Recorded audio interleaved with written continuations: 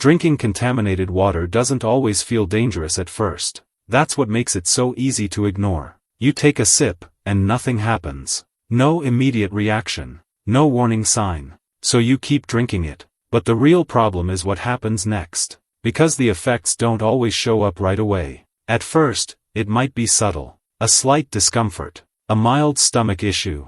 Something you'd normally dismiss as just something you ate. So you move on. You don't question the water. Why would you? It's something you've trusted your whole life. But then it happens again. And again. Now the pattern starts forming. And that's when things begin to feel off. Because the effort you put into taking care of your health doesn't seem to match the results you're getting. You eat well. You try to stay hydrated. You do what you're supposed to do.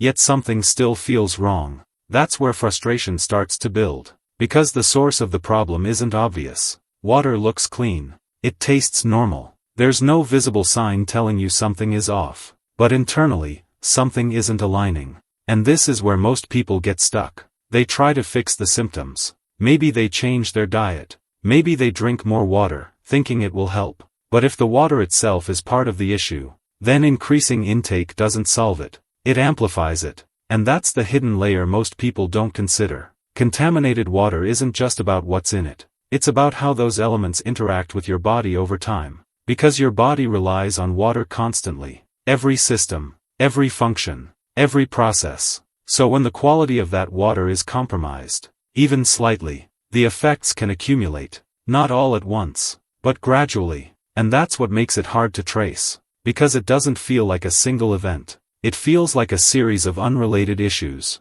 Until one moment changes everything. Maybe it's a stronger reaction. Maybe it's a situation that forces you to look deeper. And suddenly, the question becomes unavoidable. What if it's the water? That question shifts everything. Because now you're not just reacting. You're investigating. You start looking into sources. You hear about bacteria, old pipes, water systems that aren't as reliable as they seem. And the more you learn, the harder it becomes to fully trust what comes out of your tap. So you take action. You switch to bottled water. At first, it feels like a solution. Cleaner, safer, more controlled. But over time, another issue appears. Dependency. Because now you rely on constant purchases, transport, availability. And that creates a different kind of pressure. So you look for alternatives, filters, systems, other methods. And while they help to a certain extent, they don't always address the deeper concern. Consistency.